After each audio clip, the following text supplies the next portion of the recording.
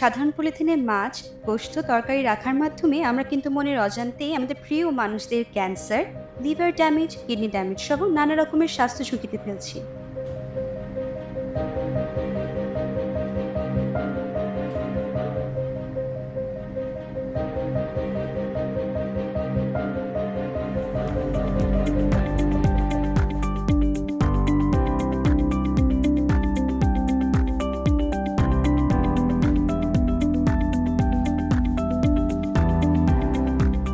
আমার পরিবারকে এসব রোগ থেকে সুরক্ষিত রাখতে আমি ব্যবহার করছি বায়োপলি।